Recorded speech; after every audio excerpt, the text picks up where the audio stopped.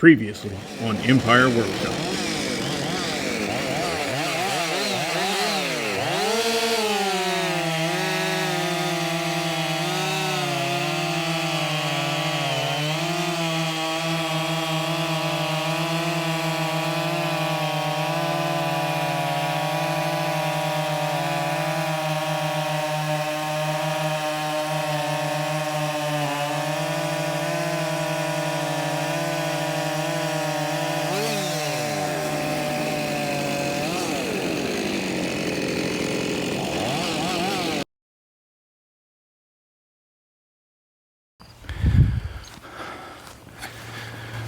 Sun's getting real low, big guy. So here we go. Might have to do a little bit of tuning and stuff, so.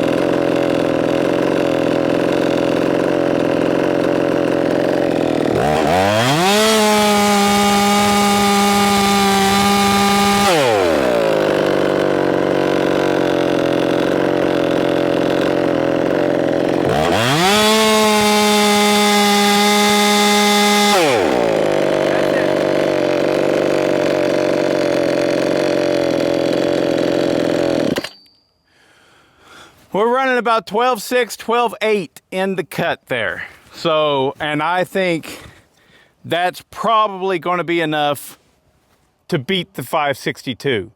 So, if that actually happens, that'll be pretty impressive.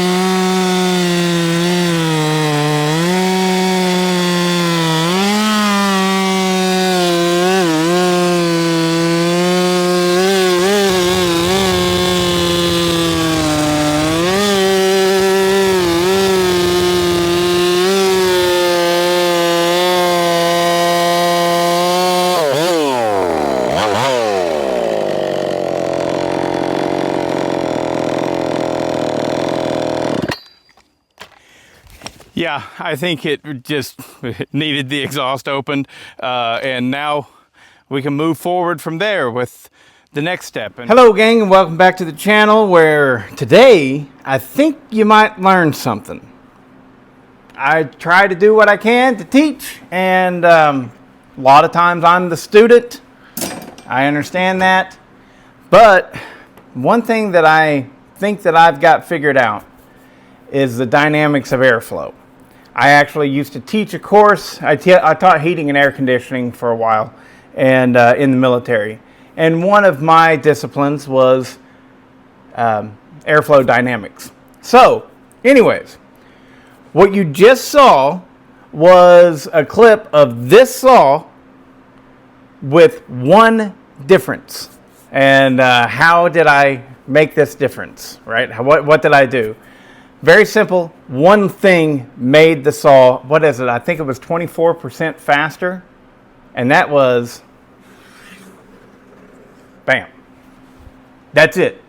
That's the only thing I did. Of course, I tuned it a little bit to get it to run well in that manner. But it was running well before, as well as it could, right, under the circumstances. Now, I'm going to go ahead and I'm going to take this muffler off real quick so that I can show you guys exactly, the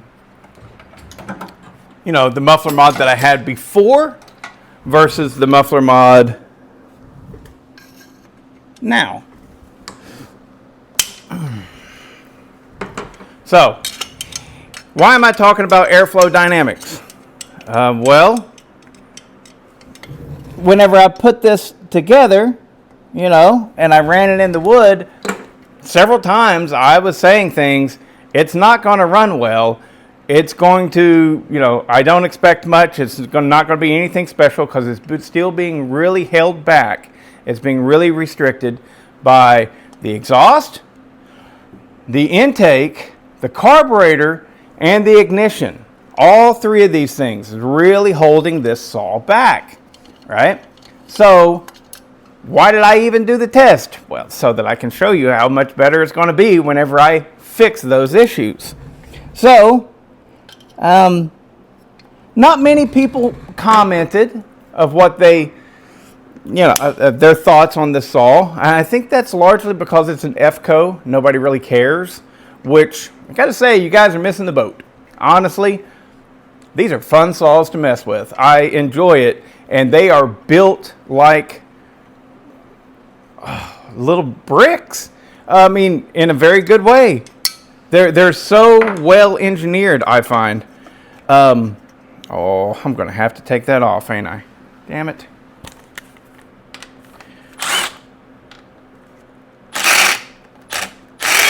Come on, get on there. There we go. So, why do I like these? They're different. It's not the same old Steel and Husqvarna. Hell, it's not even Domar, or Makita. It's something. It's not Echo. It's different. And a lot of my life would have been a lot easier if I had just learned to enjoy a Camaro or a Mustang, Because, you can have fun with those cars. Those cars are good and fun and enjoyable. You can hop them up and you can do all the cool things that cool kids like to do with a cool car like that. But, come on. I like to be different.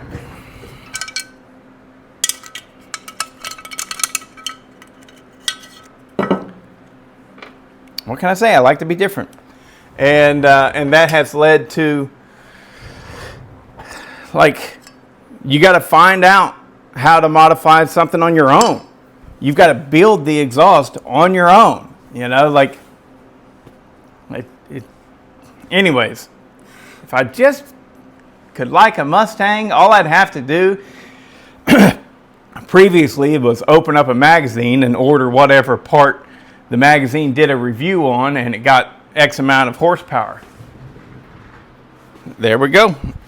I got a side project going on. I'm seeing how long it takes. Yep.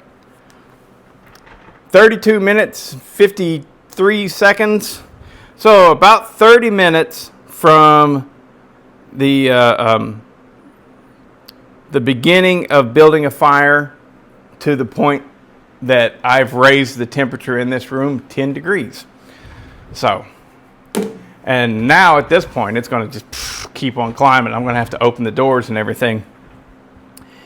But anyways, yeah, if I liked a Mustang or a Camaro, something simple, nowadays I can just go to the website and be like, okay, yeah, order that camshaft, order that Borla exhaust, order those seats, and they just all bolts right in. But whenever you like things that are a little bit different, you got to figure everything out on your own. And whatever. So anyways,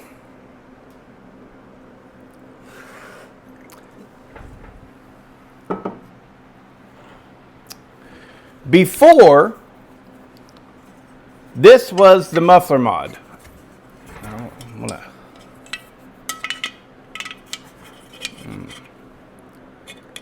Can I get light? I can't. My flashlight's being blocked by something. Let's try it this way. See that hole right there? That's a nice hole. I have another muffler right here. That's what it's breathing through right there. I was thinking like 2/3 of an inch, That's a good sizable outlet. And I just have a little shield right over top of it. Kind of like that. That's a good, healthy, nice muffler mod, right? That is very similar to what about everybody is doing on a work saw build. There is nothing wrong with that. However, it was not enough. And I knew that it wouldn't be enough. Why was it not enough? Well, because my transfers, my upper transfers were at 114 degrees, right? That means they're trying to send fuel up to the top very, very soon, right? The exhaust needs more time to leave. Why does the exhaust need more time to leave? Because if your exhaust is still there, then you have pressure. You have pressure in that upper cylinder, and your transfers coming on soon cannot overcome that pressure to get up to the top of the cylinder where they're going to actually combust and make power. So, one gentleman, I will give you a shout out because you had a good comment. Might need me some old man glasses.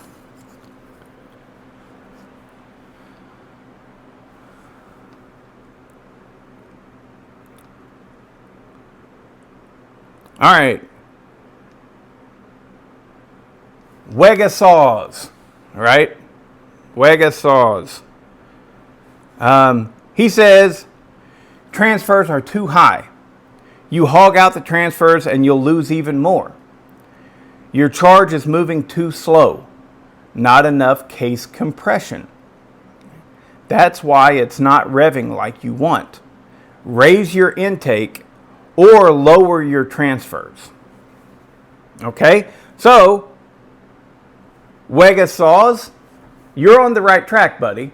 However, you can't see the forest because all the trees are blocking your view.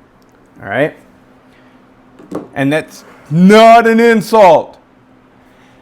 I've just learned to see things differently. Does this mean that I'm better? No, I'm not saying that. But I do see it differently in my mind's eye than what I used to. And what I think most people continue to see it as. Right? They focus on what he just said. Right? He says my crankcase compression is too low and it's not able to get up there and overcome the pressure that's in the top of the cylinder because the exhaust is there and it can't overcome that. My crankcase compression is too low and it can't overcome the pressure up top. He's not wrong, But his fixes to that situation are exactly opposite of what I'm wanting to do. And this is exactly why I try and preach, quit talking about blowdown, mother effers. Blowdown is a nothing number. It is nothing. It's quit thinking about you need this much blowdown. You don't need that much blowdown. You don't need any blowdown at all if you can figure out other ways to deal with the problem. So far, we can't figure out other ways to deal with the problem. So we simply go, oh, blowdown. We need this much blowdown. All right. So here we go. How did I think that I was going to fix the problem of the low compression numbers in the crankcase compression being able to overcome the higher pressures above the piston? Get the fucking exhaust out quicker. I don't need more blowdown. Even my buddy Jonathan, who is he's like kind of my mentor, one of them, I've got lots. And he was like, I think you need more blowdown. I was like, no, not you too, Jonathan. Not you too. Get off the blowdown bandwagon. And he's like, well, I mean exhaust efficiency. And I'm like, that's a good way of labeling it. You don't need more blowdown to release the pressure above the piston. What you need is better exhaust efficiency. That is a great way of looking at it. Now, so I knew that the crankcase compression was going to be low. However, I also knew that it was going to be just fine because I'm going to get that shit out. I'm going to get the exhaust out quicker. And so the only thing I did was that right there. This thing has a mount like that. Get in there. It goes on there right like that. And I just went, bloop. There you go. Boom. Straight shot out there. All right. That's it. And now, if I had a stock muffler with all of that stuff still in there, would I, look, you can see that there's a total wall in there. If I had a stock muffler, the difference that in gain, I would have gained 50 or 60% in power just by, doing the muffler mod. However, I didn't have a stock muffler. I already was running this, which is a nicely opened up muffler. So still a huge gain. So the reason I saw such huge gains is because of where the transfers were. Stock, the transfers would have been much lower, right? Meaning, like right now, the transfers are at 114. Stock, I don't know, they probably would have been, well, shit, I can tell you. On a 165, the transfers in stock form opened up at 124. So we are losing 10 degrees of timing. We're losing a total of 20 degrees of duration. No, it doesn't really work in that direction with the exhaust, does it? We're losing 10 degrees of timing that normally this saw would have to get rid of and release the exhaust. Now it's got to happen a lot quicker. That exhaust has to get out the door.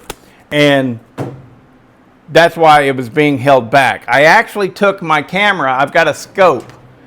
I thought I had the footage, but turns out I did not hit the button. I did not hit the little record button.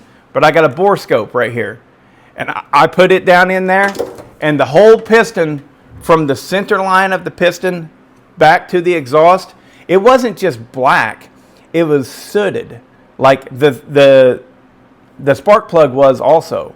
It was like soot was on there. And that's all that exhaust, burnt fuels and stuff, not getting out the exhaust. It didn't have enough time. It didn't have enough time, and there was not enough pressure on the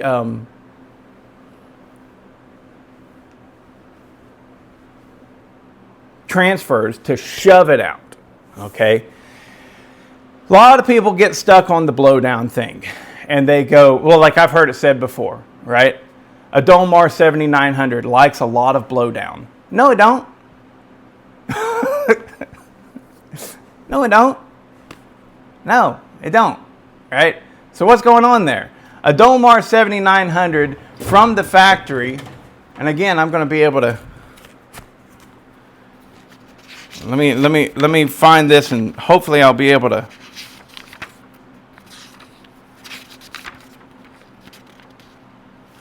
make some things make sense. Got a 7910 right here, right?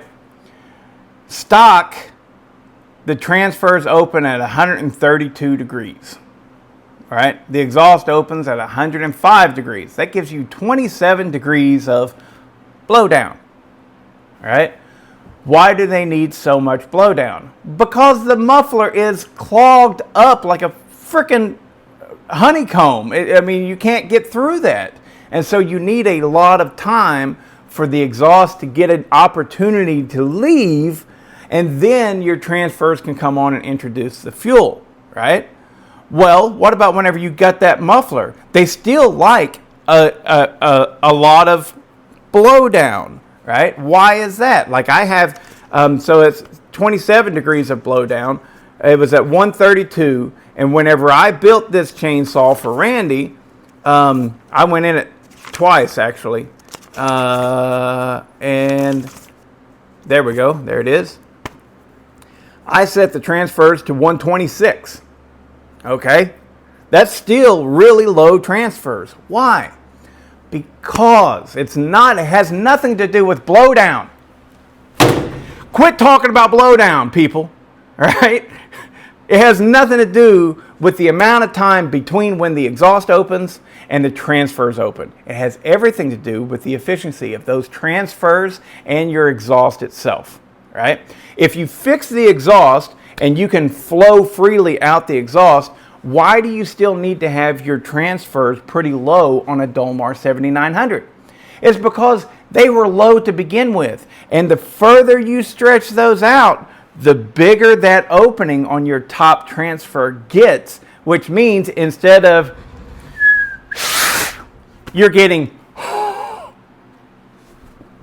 you got to think of it in airflow, right? You want the transfers to introduce their air and fuel mixture at the precise velocity and pressure, right? So whenever you make that upper transfer bigger, you're essentially just turning it into an open port design. So that's why the Dolmar 7900s like a lot of blowdown. It's not because blowdown is doing anything. Blowdown does nothing. There is nothing going on between when the exhaust opens and the upper transfers open. That's your blowdown area, right? The only thing that's going on is exhaust is leaving, all right? And if you feel like you don't have enough blowdown, make the exhaust leave quicker by opening up that muffler further. See what I'm saying? Do you get it? This is a hard concept for a lot of people to grasp because they love talking about that blowdown. And blowdown don't do dick. What does do dick is exhaust efficiency. I like that, Jonathan. That is a good way of putting it, right? Now, exhaust efficiency can be changed 3 ways that I can think of, right off the top of my head. Number one, you can take the muffler you got and you can make the hole bigger. It's easier for the exhaust to get out because you've got not one, but 2 big old holes where it goes out. The problem with this is velocity, right? Now, it's fine. It works. Most all race saws just work off of this. Let me grab this one instead. That way you can kind of see through it. See, you can see through that mother trucker. Most actual race saws, the real deal classes where where you are running nitro and everything, most of them operate off of this principle right here. They just got a big effing gaping hole, and you're just dropping your air, your exhaust out. Some of them have a tuned pipe, right? So they've got an expansion chamber. Now the expansion chamber is literally through pulses, right? It is reaching into your cylinder, pulling air and fuel mixture all the way from the carburetor up through the transfers and into the cylinder and then out the exhaust, right? It is going and pulling it all out. And before that piston comes up, it goes, okay, let me shove it right back in. Right? So it's literally turbocharging your engine, but it's doing it through exhaust pulses. It's not doing it through forced pressure through your carburetor and intake and in that way. So literally an expansion chamber is acting like an alternative turbo, right? It is literally packing your cylinder with extra fuel and air, right? But it's not doing it from the intake side. It's doing it from the exhaust side. So it's literally pulling and then shoving it all back in right before that piston closes up, okay? All right, so that's number two. Number one, remember, just crazy open holes. Number two is an expansion chamber. That's where you're going to get your most power. But there is a third option, and that's going to be called the pipe. The little pipe that's going to be a round tube, and then you got your little offshoot going out here, that kind of thing, right? The internet has taken to calling it an iron horse pipe. And there you go. He popularized that thing, and he deserves credit for it. So let's say an iron horse pipe. Do they actually work and produce more power than just simply doing this? I believe they do, right? It's minimal, but, you know, I mean, do they make more power if you just have this? Absolutely. They make considerable more power if you just have this, if you go to an actual pipe. But do they make more power than this? Maybe, maybe not. Anyways, the reason they make more power is because of the volume. Whenever you get a big volume right here, it slows down your velocity. Yeah, it can come out freely, right? Freely, but whenever you have a smaller volume, like this right here is the muffler for my MS-261. I've yet to use it. It's from Undaunted, and I do believe that it's going to rock out and work really well. And I will get to it, all right? I will get to it. Just, I've got other things. But the reason why I think this is going to work out so well, other ones may be doing this, I don't know, but the decreased volume, all right? This, if you filled this up with water and you filled up the stock muffler with water, this is going to have a lot less volume. And whenever you minimize the volume in your exhaust, you flow better, because what it's doing is it's streamlining everything, and you have a bit of a pull, This can waste fuel out the exhaust, but we care about going fast. Who cares? You know. Anyways, so those are the three ways right off the top of my head that you can make your exhaust flow more efficiently. In this situation right here, all I did was open it up further, and I gained a lot more power, because before, whenever it was just that, it was hindering it. It wasn't getting out fast enough so that the low pressure of my crankcase, because of the small amount of duration, because we're going from 78 on the intake to 114 then the transfer is open. So what is it? That's 22 plus 4 is 26, 36 degrees of duration that you have to compress that stuff in your bottom end. So that's why it worked. Very happy about this, very happy to showcase how well it worked, and very happy to get a chance to get up on my high horse or my soapbox and tell people who are thinking about blowdown to stop thinking about blowdown and see it differently. If you're in a situation to where you feel like you need more time for your exhaust to escape, then start thinking about how to modify your muffler to promote more exhaust efficiency. Okay? Start thinking about that. Now, if I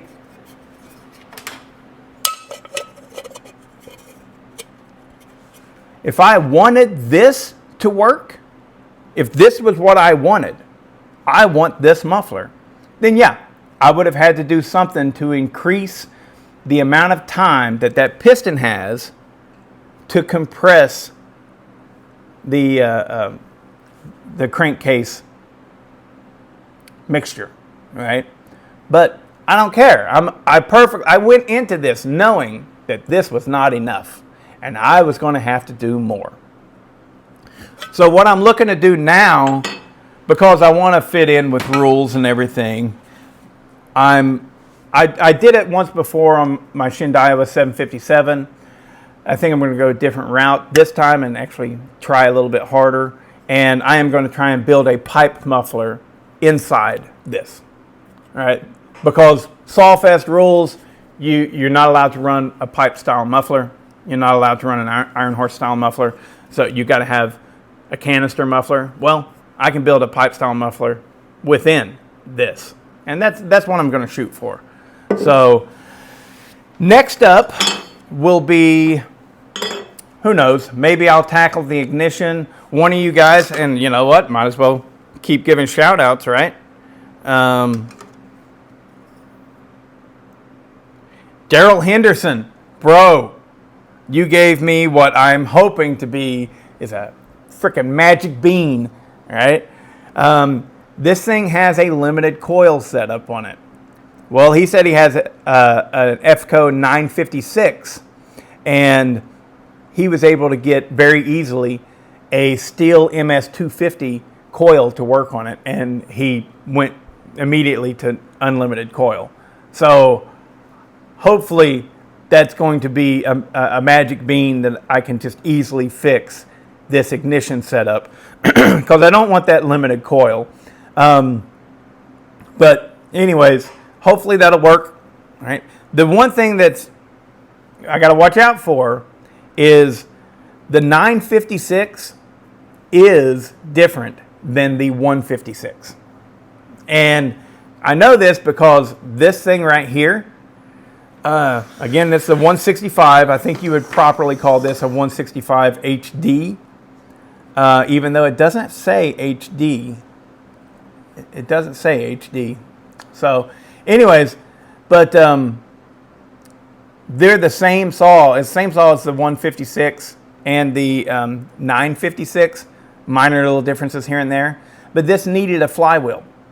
And well, I went to eBay and I found a flywheel for a 956. And I was like, well, 956, same chassis and everything, it should work. The flywheel did not work. The crank taper where the flywheel goes on is a different size. And so it's got me questioning, you know, if a MS250 coil worked on a 956, is it going to work on this? Because I do know that the flywheels are different. Only time will tell. I hope you guys enjoyed this rambling, and I hope you learned something. And if you like going off of blowdown numbers, you go for it. Just instead of always looking to fix a problem with your port work, look to fix the problem with your exhaust. If your exhaust is not flowing well enough to make short blowdown transfers work, then instead of trying to mess with that, because it's hard, right? You got to do more machine work and everything. Try messing with your muffler, and put an extra port in there, make it flow better, and fix your flow problems the easy way. I was talking with. I guess I was talking with Jeff about it, or maybe I was talking with Tim about it, but Jeff Seacombe said it somewhere, and I was having the conversation. And you know me, you see my channel, I am all about doing the least amount to get the results. I'm not going to do something I don't have to do, right? Well, Jeff had said that too in some kind of, on a forum or something, it's just like, you guys don't get it. If I don't have to touch that intake, I'm not touching it. The idea that you have to get in there and do all this crazy fancy stuff is folly. Now, if you're trying to win a race and every little bit counts, absolutely, right? I get it, But even still, I've seen so many people shoot themselves in the foot, just going too far, doing too much. And part of that is, ignorance, sure. The other part is I'm just wanting to try it. Like Smitty's building that John Sered 50cc racer. He's wanting to do things and try things. There's nothing wrong with that. Nothing wrong with that. I do that stuff. I eventually will try finger ports. I was thinking that this right here might be a good candidate for finger ports. We'll see. But a lot of it, whenever you see people doing things online, it's just trial and error, and there's nothing wrong with that. But oftentimes, you go in there, cutting away. Are you really gaining anything? I mean, are you? I don't know. Like, I do know that the chainsaw that has won the 50cc class at Sawfest for 5 years since the beginning. Has been a 550 XP, right? Every single time, I believe, every single time a 550 XP. I don't know, Matt House built a really mean 346. He may have won it last year. No, Clint won it last year, and Clint was running a 550 XP. Anyways, my point is for almost every year, or possibly every year, the 50cc class is being won by a 550 XP that just has a pop-up piston. There's no port work on it. There's machine work to lower it, but that's it, There's no port work. There's none. There's no port work. There's machine work to get it down. So, less is more, quite often.